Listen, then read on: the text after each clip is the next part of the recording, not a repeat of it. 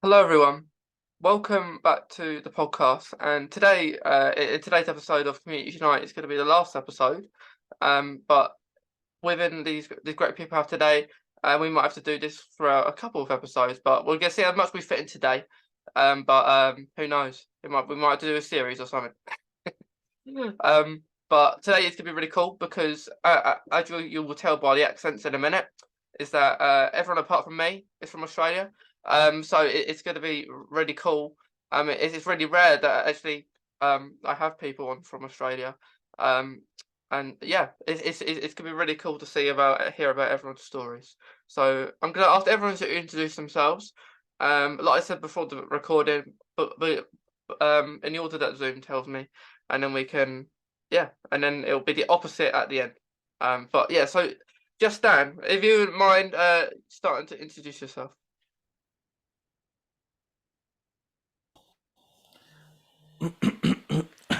Excuse me. Sorry. Um, my name's Justan. I've had Crohn since I was 2 years old. I'm 34 at the moment, live in Sydney, and I love doing lots of different things. I've always got many different hobbies going on, at many times. So recently I've released a course called Turning a Disability into a Blessing, and the next course I'm recording is called Thriving in the Workplace with a Disability. And yeah, and I love just hanging out with all these wonderful friends of mine and connecting with friends all over the world who've got Crohn's and or any chronic illness because I think there's some kind of relatability there. Yeah, that is really cool because like you're doing all sort of things like to raise awareness and acceptance for Crohn's and IBD. So it's really good you're still doing that. Thank you. Yeah. But thanks, Justin, because if it wasn't for Justin, we wouldn't have anyone else on the call. So, so it's great to have you. Thank you so much. Flic, if you mind introducing yourself. Hello, everybody that's listening and or watching. Hi, I'm Flic Manning. I'm pretty sure everyone already knows because I think we all are on this call, but I'm an ambassador for Crohn's and Colitis Australia. I'm also an ambassador for Mental Health Foundation Australia. I'm a radio host for a show called Brainwaves on 3CR in Melbourne, which is a mental health focused show. We do a lot of crossover between chronic illness, disability and mental health on the show. I wrote a book called Living Human, which is my story of living with Crohn's disease, which I've had since about the age of 13. So a lot of my life and work revolves around advocacy and destigmatizing, essentially, living with a chronic condition like Crohn's. And one of the absolute blessings, I would say, that comes from a condition like Crohn's is the community that is attached to it. It's unlike anything really that I've experienced in any other way. We absolutely rally around each other. We share information and support. We talk about our stuff really openly. And the most brilliant thing is, you can reach out to somebody on Instagram that you basically have never met in, real life, and just start having the most deep conversations about every aspect of how a chronic illness can affect your life. And I think that's an extremely rare thing in every other way. And that's part of what makes this community so profoundly special. And I feel so privileged in a way that life handed me one whopper of a turd, quite literally. And out of that turd has grown the most spectacular, some of the most spectacular relationships that I've ever had and probably ever will have. So definitely a privilege and a blessing in disguise. So that's me all wrapped up in a funny little bow. Thank you for sharing, Flic, because it is like I completely agree with what you're saying about like the friendship thing, and like I think it's probably the best thing about having Crohn's. Like the friendships you make, if it is in your own kind of country or somewhere else in the world, because it's really interesting. Like everyone around the world has Crohn's and IBD, so it's really interesting. It's really cool that you're like you do like radio as well, and so you're quite used to this kind of thing. So you're very experienced. Yeah. And yes, I feel privileged to be here. Yeah. Well, thank you again, Flic, for sharing, and it's gonna be really good to speak to you for throughout today, and this morning for you, because of course not the morning for me, but it's morning for you. Thanks, Mason. Thanks. Rose?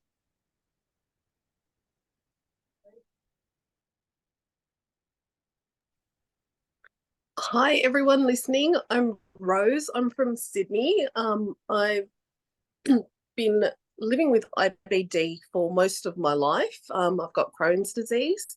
My journey has been very long, and I am so grateful to be part of the IBD community for similar reasons to Flic, because I mean, without IBD, I would never have met Justan. I would never have amazing relationships with people like Flic and Sarzy as well, because we've all reached out to each other, and the community is just amazing.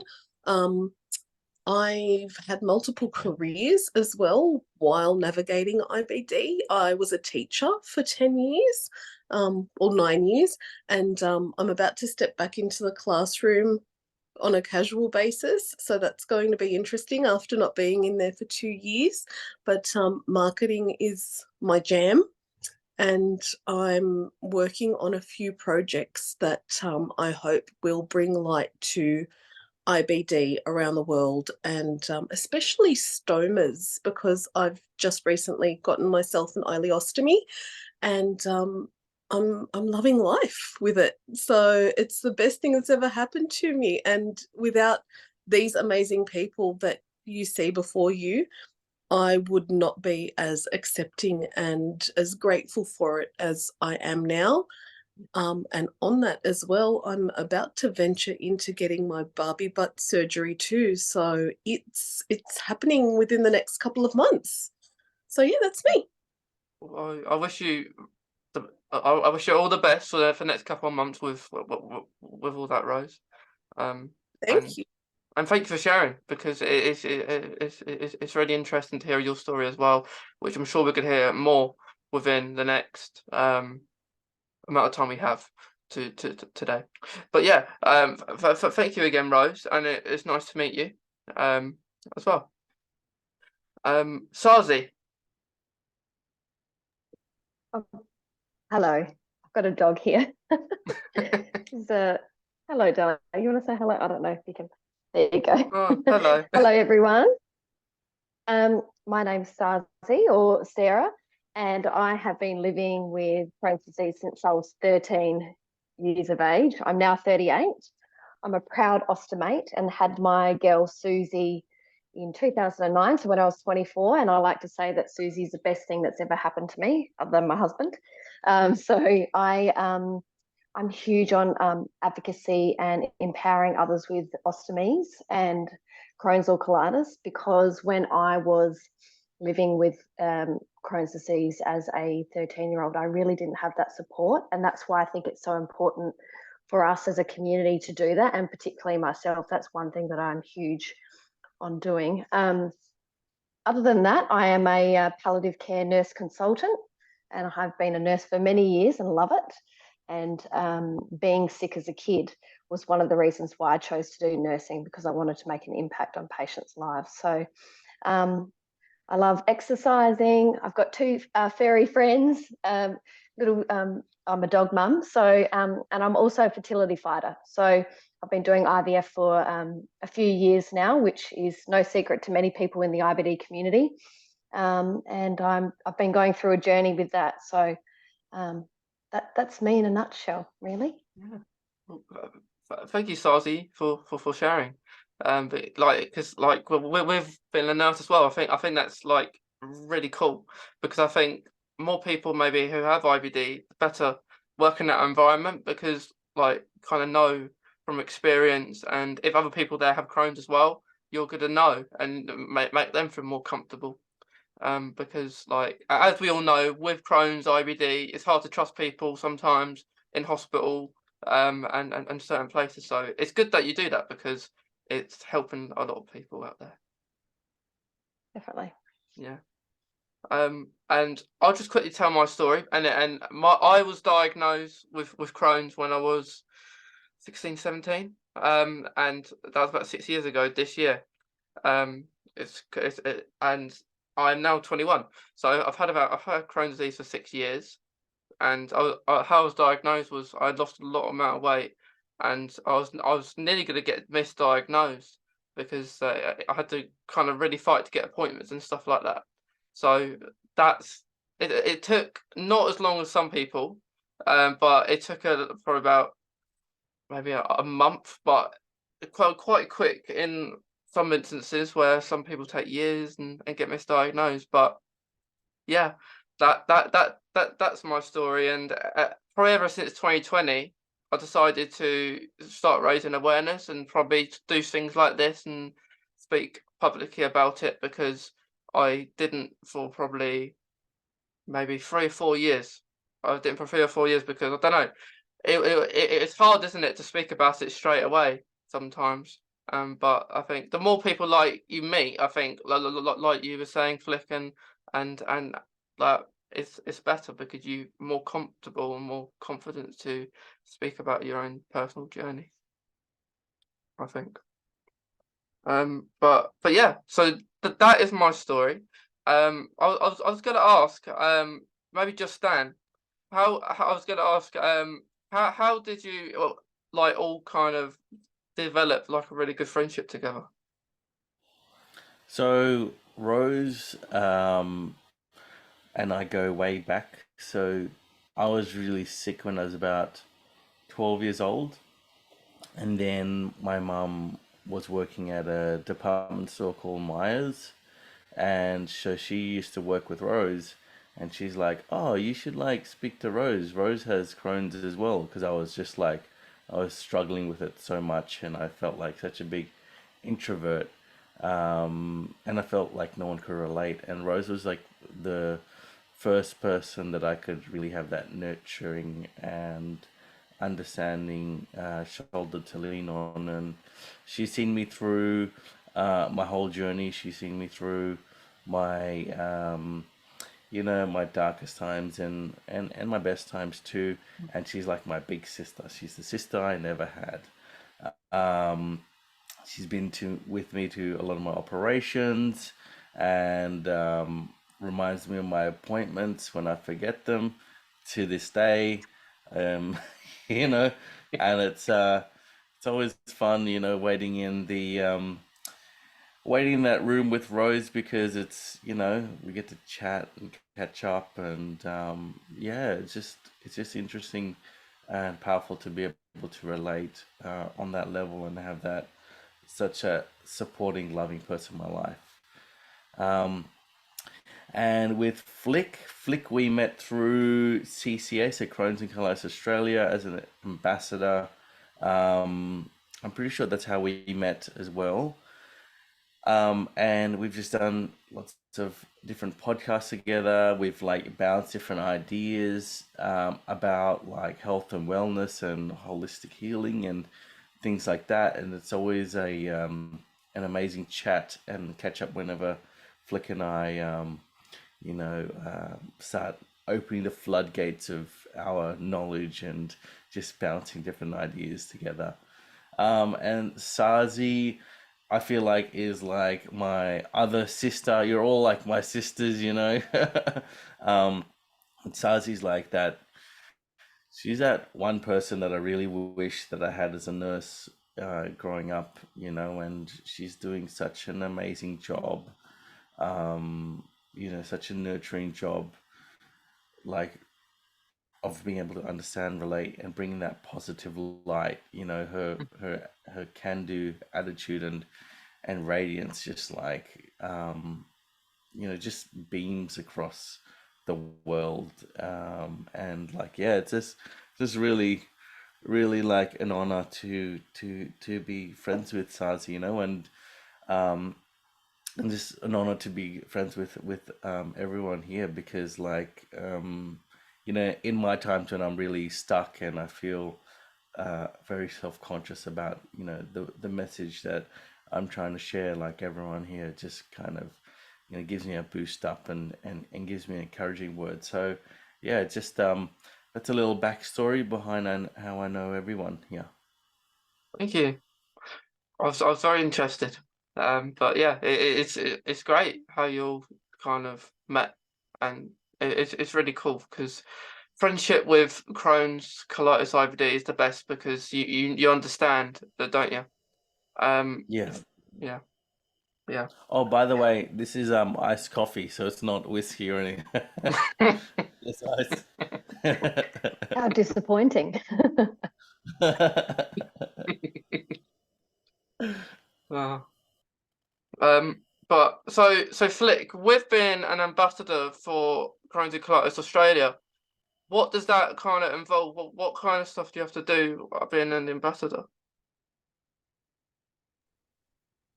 Look, I think everyone that's an ambassador to some extent, like the role is largely around just sort of trying to be as open as you can about the lived experience of having Crohn's or colitis, but they sort of bring you in, I guess, to what, where they think that your skills lie and things like that. So I think everybody gets engaged in slightly different ways. For me, I do a lot of sort of hosting. So I do a lot of things like they'll run forums I think it's every 8 weeks or something like that. They run forums and I quite often host those. So that's sort of a case of similar to this, having like a video panel, but we've got, gastroenterologists and psychologists and people with different lived experience. And I guess I'm kind of the glue, like I ask the questions and I bring people together and I sort of facilitate a question and answer section with the public that are tuning in. So sort of just trying to get as many questions answered by specialists and people that are actually living with the condition and trying to just be really open about it. So sort of taking out some of the medical jargon and taking out some of the things that are potential kind of blockers for people in terms of their ability to understand, and just trying to make it a really open forum for people to have a really frank and emotional conversation about what it's actually like to live with Crohn's and colitis. So I do a lot of that kind of thing, but we do a lot of different sort of media things as well. And I think just about everyone here is involved in the Live Fearless Challenge, which is something Crohn's and colitis do each September, where we rack up 150 kilometers worth of exercise in some format, whether that's running, swimming, dancing, yoga, whatever it is. And we use that time to kind of get out on social media and talk more again about, why we do the things that we do and how we can still use our bodies in really productive and very full and sustainable ways, and how like the face of Crohn's and colitis is different. It's none of us present exactly the same, and that there's nothing wrong with that. So it's just about kind of all of that fun stuff. And I think that's a really, interesting and unique privilege, because, you come into it with your own idea of what living with Crohn's or colitis is from your own lived experience. And there's of course always overlaps where you can say, oh, well, we have the exact same experience of that thing, but there's all these moving parts around that, circumstances and contexts, which are completely different from one person to the next. And that's really interesting to have your eyes opened in that way and to be able to explore that in a public, fashion as well. And certainly for me, because I do a lot of the media side of things, I'll quite often be involved in maybe getting on someone's radio show and talking about it, or being involved in an interview for a magazine and things like that, because I'm very comfortable talking about the lived experience side of it. So yeah, it's just trying to put it out there, and just to remind really, I think the public, but also medical professionals as well, that we are fully rounded human beings. We are not just a set of symptoms with some legs attached that sort of walk down the street, but like we've got this whole thing going on. And just trying to shake up the public perception, I guess, of what it's like to live with an invisible illness. Yeah, I completely agree with you. It is really good what you're doing, what everyone's doing, yeah, because it is really good fun, because I know that I have a Crohn's and Colitis UK over where I am, and there's always different things going on. Like you'd have a midnight walk sometimes, and there's normally a walk it, they call it. They call it a walk it, where they do it in London and in the UK, and they do it every year. And then when COVID pandemic, what a lot lockdowns were, that they created the challenge called the 2.6 challenge, yeah? And basically what that was where you would do anything involving the number 2 and a 6. So it could be if you wanted to, if maybe your Crohn's was having a flare up, perhaps you could say, I'm going to watch something for 26 minutes on Netflix.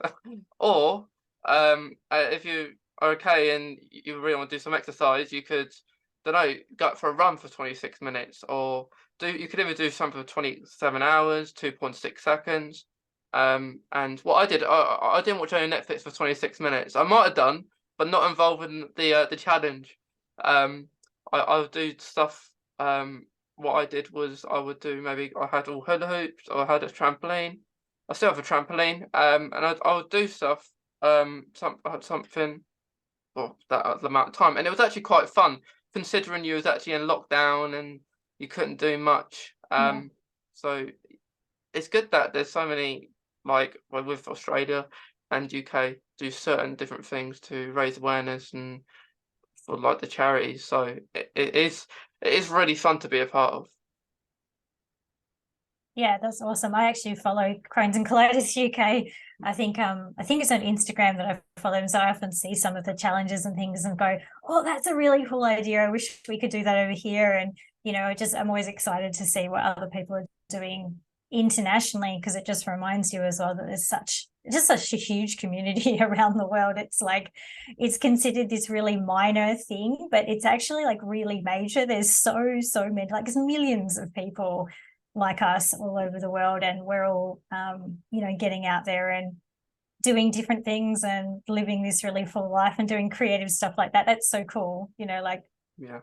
Did you do hula hooping on the trampoline? That's my question. Was it like a combination of hula hooping and trampolining, or were they separate events? They were separate. I think I did it. Yeah, I did on the last day actually, because you did it for 26 days.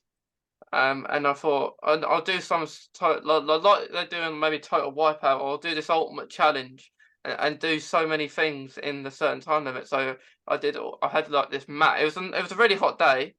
I had this mat in the garden, and I would do like different sort of exercises that I could do. I had this like assault course where I had the hula hoop. You had something else. You had maybe this ball. And what I would do each day is I would create a video around it and share it like on social media and stuff, just to prove I'm doing it, and put it on the GoFundMe page as well, just saying Awesome. what I'm doing, because just showing I'm doing it. I'm not just raising them for the money just to keep for myself. I am, it is going to the charity. And that's what it was really good, like in 2020. It was fun. It took probably almost a month, so a lot of time, but it's good to get involved. It was. That's awesome. I think you could create your own special kind of Crohn's and Colitis Olympics. I'm imagining a stadium with lots of very interesting and strange things that everyone can do, and they could just maybe pick their selection of 10 activities or whatever it is that they do and sort of compete and stuff. I think it would be, yeah, we could all do it in special outfits. I would come in a tutu naturally, of course, with sequins and other such things.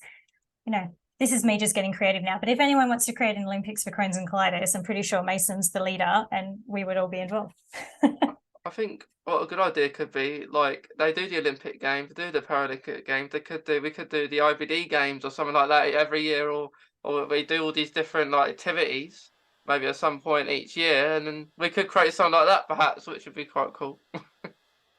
We could do very specific things like competing at how fast you can change a roll of toilet paper, because like all of us, we've got these very special skills, like how quickly can you get the toilet rolls onto the thing, and all that kind of stuff. It could be very specific to IBD. I think it could be quite entertaining. Yeah. I think that is something that we could all have a little chat about at some point. Yeah, it seems good fun. So Sarzy, with your journey, how are you doing at the moment, like with your Crohn's? So I consider myself very lucky. When I had my bowel removed, I essentially went into remission. Well, not technically. I had my bowel removed in September 2009, and then I left my butt there because we were going to do a J pouch. I don't talk about this often, actually. So Justin and Flic and Rosie, you might not even know this story, but I was actually going to have a J pouch. But when they did my surgery, they found a mass sitting at the back of my kidney, and they thought it was cancerous, which they didn't see on CT previously going in to have the surgery. So they left my rectum and gave me an endoleostomy, and then 6 months later, my rectum was very diseased, and I had to have it removed. So I think that could be one of the reasons why I've got fertility issues, because they sewed my, I'm getting quite technical here, but this is what happened. They sewed my rectum to my vaginal wall because I couldn't leave it flapping in the breeze, as I like to say. I liked, if you don't laugh, you'll cry. So this is where we're going. So that happened, and I had Barbie butt in Justin's laughing. I had my Barbie butt in 2010. So I haven't had any Crohn's, well, no flare-ups of my bowel, I should say, but like others here, I experience fatigue, significant fatigue. I get sick easily still. I have other autoimmune diseases like arthritis. There's a lot of issues that I don't talk about because you just get on with it, because that's what we do. And obviously my fertility has been a big issue, I would say, and I think that's probably related to my Crohn's and adhesions. I would imagine they can't go and have a look into my area. They can't do a laparoscope because it's too risky. But late last year on an MRI, I was diagnosed with a low-grade endometriosis. There could be more there. I don't know because I can't go in. So I think that's probably one of the reasons that has affected my fertility. But in terms of Crohn's disease, it's not active. But yeah, fatigue, mouth ulcers, oral thrush, all that sort of that everyone here would experience, I still experience, but I just don't talk about it because I just get on with it. Yeah. So I don't know if anyone else wants to add to that. Yeah. In all honesty, I just want to say, Sarzy, you talking about your fertility journey has helped so many people. I've experienced infertility for as long as I've ever known, and I was diagnosed with endometriosis in 2013. So that on top of IBD has been incredibly painful. And I actually saw my surgeon last week about getting my Barbie butt, and she explained how it was going to work to me. And then she said, this will significantly affect your fertility as well. And I thought, well, hang on a second. I mean, I've got all these fertility issues already anyway. So, I mean, this is not going to be it's not here nor there for me. So that's something that is different, I guess, for my journey, because I'm a lot older as well. Maybe not a lot older, but I'm nearly 42. So, if I was infertile at 24 and I wanted to have a baby then my journey would be very different to what it is now. So, speaking up about IBD and fertility is so important, because you never know what anybody's going through, and talking about that is so much more important than getting online and saying, oh, well, I've got another mouth ulcer today, which is why we just get along with it. Yeah. I just want to add, I think I keep saying this, but there really needs to be more research into IBD and infertility. There isn't enough. I don't think there is. I don't know if anyone here wants to debate that, but I can't see it. And I just think they're definitely linked somewhere. You're right. I know we talk about it, but I'm in the same boat. Yeah, I'm in the same boat. Like I had multiple miscarriages when I was a bit younger. And, through all of that, it was like we eventually discovered, like all the endo stuff. And then there's such a huge overlap. And interestingly enough, I have to say, Sarzy, you're probably one of the first people that I heard openly talking about that. And in my head, to some extent, I had sort of separated the two, like, okay, I'm infertile. I'd accepted that. Like, my husband and I went through that process. We decided we weren't going to pursue it. We looked into adoption. We looked into we did all of that, and we decided, no, okay, this is, we're not going to have children. That's the decision that we worked through all of that. We've come to acceptance with it. But that was a big question mark for me for a while. It was like, how is this going on and all this going on? And I agree. I don't think there's any overlap in terms of research. Not one specialist ever spoke to me about it. Not one, ever. No one ever mentioned that there could be an overlap. No one ever talked about it. Then I'm thinking about the sheer number of surgeries, the number of times people have gone in with instruments and stuff. Like, to me, it just is like, there's got to be an overlap there. Surely if you're going in and pushing that button, there's things growing and there's stuff all in that area. And for those that are born female, there's a lot going on in that same area of the body. I mean, like, it's all squished on top of each other. So yeah, I believe that there's definitely an overlap. And Sarzy, thank you for being so open and talking about it, because as I said, you were one of the first people that talked about it, and I went, oh, okay, that could be why I'm in the situation that I'm in. And I think a lot of other women are. But isn't it funny that all three of us have endometriosis? Like, do you know what I mean? Like, there's got to be well, there's that whole link. immune system overlap. Yeah, there is. And I remember years ago when I was first diagnosed with endometriosis, I did sort of a deep dive on the internet, and I had to dig really, really deep. But there were a couple of studies overseas that that showed that there is a connection between endometriosis and IBD in a lot of people born male. So it's, I guess they kind of sort of just got lost in the depths of the internet, but there's definitely not anything else going on. And our specialists, you're right, don't speak to us about the connections between the two. I'm lucky that I advocate really strongly for myself with my doctors. So when I had my last endo excision, we got my colorectal surgeon involved as well in case there was bowel involvement. Luckily there wasn't, but you know, we got her on hand. So it was very much a two-team kind of exercise. So, but you've got to really fight for that sort of thing. Yeah, and I think also we all so often end up with overlaps, right? Like, whether it's fertility stuff, or I think, as everyone else is probably in a similar boat here, it's like all the other autoimmune conditions that end up coming in. I often say to people, like, if you've got one, the likeliness is you're going to end up developing more over time. You know, I've just recently been diagnosed with lupus, but you end up with all sorts of other syndromes and stuff as well, you know, like Raynaud's phenomenon and, you know, fibromyalgia and all these other kinds of things. And very, very rarely do any of our specialists ever, number one, even acknowledge that that's a possibility. But secondly, we'll openly have that conversation. It's very segmented, like, oh, that's doesn't have anything to do with me. And it's sort of, I look at it and go, yeah, but I'm one person. And if I've got multiple diseases, surely they're all influencing each other. So there should be open discussion and open conversation between specialists about these things when they're working on your body, because it's all one unit.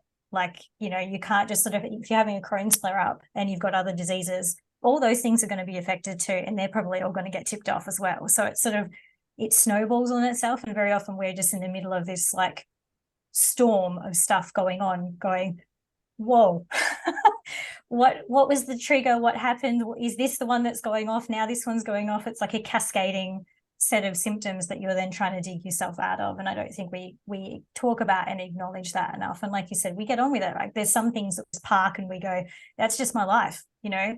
Yeah, I'm covered in cold sores. That's my life. Like, moving on. But it's something we do need to talk about more.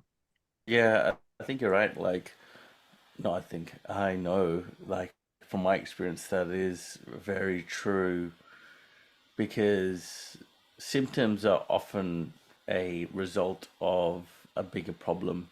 And I was guilty for a long time of just treating symptoms. And then I just realized, like, when I went back to the drawing board, I had realized I had just started going down a path and kept trying to, like, go down a path forcefully to try and live my life because everyone's doing, and I'm trying to keep up with everyone. And then I realized down that path, I'm like, hang on a second, this path is creating me a lot of unease or dis-ease, And so it was a big journey of like walking back and going back to what feels good, and then asking myself like, okay, let's undo everything I've been doing and then start doing what makes me feel good. And then that relationship between doing what makes me feel good, and the relationship between doing, like, feeling guilty for doing what makes me feel good, right? So there's like that, there's often a very big disposition of like feeling bad. Well, everyone's doing this, but I'm doing this thing that makes me happy.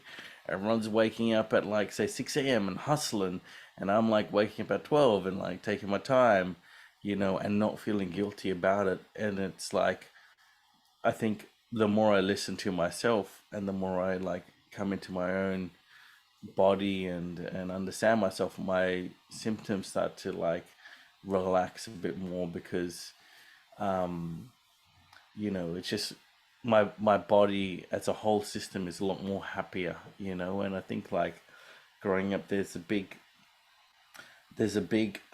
challenge of not advocating for ourselves, and that's everywhere, in school or in with our friends or with our teachers or with our parents, or we even with our bosses. Like, I think there's a big stigma about like this fear of advocating, saying no, this is not what feels right to me. And I think unweaving that thread is really important for our journey and for our health. Yeah, I completely agree, because there's so much that isn't spoke about. And when Sarzy was showing your journey, like the first time I've heard like of that getting spoken about, because like I've never heard it. Like there's so much out there that is not spoken about. And like I think like definitely professionals need maybe more training in certain areas of within IBD, because some people guess what they're doing, either like before I was actually diagnosed. I went to like my local doctor's surgery, and I I had an uncomfortable feeling at my back passage kind of area. And it turned out to be fistula in the end, but the doctor said, because it wasn't her area, and that's the whole reason I came in to see what was the problem was. And the doctor said, because my mum was there as well, and the doctor said to my mum, I don't think Mason's going to be comfortable with me putting seeing up my back passage. And of course, I'm not going to be comfortable, but I think she said that because she wasn't comfortable. And then that of course that made it worse. Me not knowing at the time it was a fistula, and then about 2 weeks later, I saw my consultant at hospital, and that was the case. But things can develop really bad sometimes, and luckily it wasn't that bad. But if it was something, if a fistula was worse at a particular time, which is why I think people do need to be trained in things bit better, because IBD it should be a lesson, really, shouldn't it? We teach it everywhere, because we teach it everywhere, everyone knows. But that would be an ideal world. But in a way, it's good that we can discuss this and teach people, because the more we talk about it, the more people will understand. And you would think that, but sometimes that's not the case. Sometimes people will say maybe they understand, maybe because they don't want to hear your story sometimes. But the more you try and maybe get into their head and go on at them and like maybe annoy them a little bit, so they know, so they can't hear anything else, so they hear the same thing, is when we hope they understand. But yeah, I definitely agree. And I really enjoyed hearing Sarzi's story, and everyone's stories actually, like Rose, Flic, and Justan's again, because it's really good. And I would love to do this again. Like I said, well, I think we should do like a series or something, talk about maybe a different topic each time. I think that would be really fun because I know we've only got a few minutes left, so it'd be nice to do that. Maybe a monthly thing, but we could talk about that afterwards or something. But before we go, I'm going to ask everyone to say if they have any advice.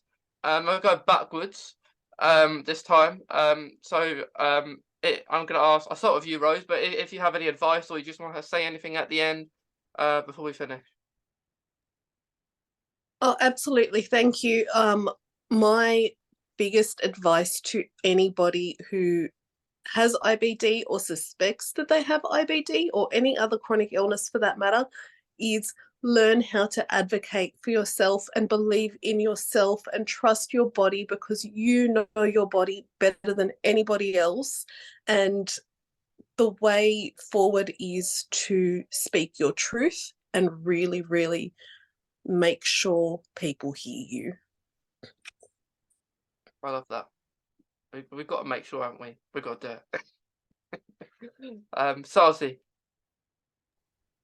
I want to say a few things. Thank you, Mason, for giving all of us an opportunity to do this. It's brilliant. I really would love to continue on this journey with everyone, and perhaps we could get people to write in or suggest topics that they'd like us to talk about. I don't know, that could be something fun, because there's so many different things that we could talk about.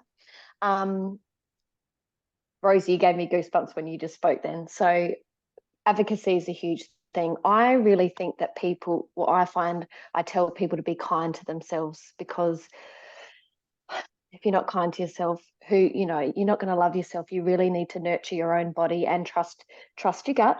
That's the big thing that I like to go by. But just be kind, rest on the days that you need to rest, and whoop it up on the other days.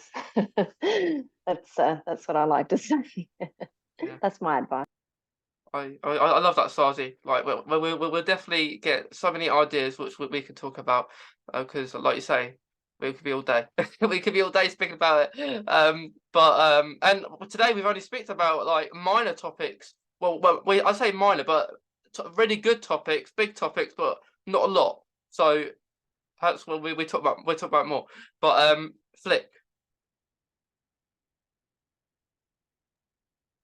Yeah, look, Mason, again, thank you so much for doing this and for, creating this from your own experience as well. I mean, it's a perfect example of self-advocacy and advocating for the community. So thank you for bringing all of us into that. And I hope we get to do more of it together. And I love being with this crew of people. So this is such a privilege and so fun.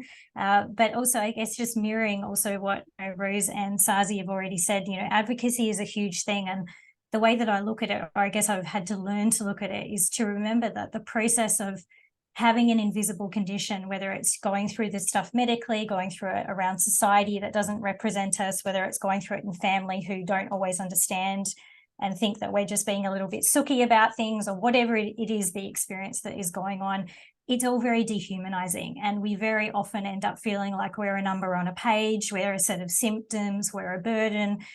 All this ableism and stuff around us starts to sink into our head, and we start to ignore what it is that our body and our mind is actually telling us. And that's when things often get really, really bad and it gets really, really dark. So if you find yourself in that position, please take a moment to remember that you are a human being, that everything that you're feeling and experiencing is absolutely valid, that no one can tell you anything different. Like whatever your experience of Crohn's or colitis, or even suspected, or any chronic condition for that matter, is absolutely valid. There is a whole community around the world that will believe you and will rally behind you and will support you. So lean on us if you can't lean on yourself immediately. That's probably the first point of call. And then as you build that confidence, start to flex that self-advocacy muscle. And remember, you have a right to ask for a different doctor, to ask for a second opinion, to refuse a treatment option that has been presented to you. This is your body. It's the home you live in forever. Protect it, savor it, advocate for it. It's part of everything that you will ever experience in your life. So your well-being inside that home is going to affect everything in your world around you. So it's got to come first, and just keep coming back to you are human, you are valid, you are loved, and you will be supported. Thank you, Flic. That is so awesome. I love all of it. Because like you say, I completely agree. Because like we've been here today, like we're all sharing our stories, and it's great to hear about your story. And I don't think we've heard it enough. Like I haven't heard any of your stories enough, or mine even. Like we haven't shared enough stories. So like this is only an hour hour out of our time, but I can't wait to do more. And like at some point. Justan. So my advice would be to take a moment and yeah, it's along the lines of what everyone said here, um, about advocating for yourself, respecting yourself, but also I think like our we're kind of just born into this world and we inherit this status of having Crohn's or colitis or autism or fibromyalgia or endometriosis. Like, so these are things that we inherit, and we haven't really had the opportunity to redefine it. So by default, we kind of like think, oh, this is what it means about me. And the way that I would love, like the way that I move through the world is to redefine reality, because often I find that I've come onto this world not with a blank canvas, but with a blank canvas, and it's been painted with other people's brushstrokes, and they've used their own things and said like, well, this is your painting and this is where you should be. But in reality, that's just their perspective and it's not the truth. So I think we're at a very interesting time where we can redefine what everything means to us. And we have that power to really take charge of our condition and our situation. So like, for example, one of the things that my tagline is making ostomy sexy, because it should, it's not an old person's disease. It's like I got it. So I have an ostomy and I have the option to make it the worst thing about me, or I have the option to make it the sexiest thing about me.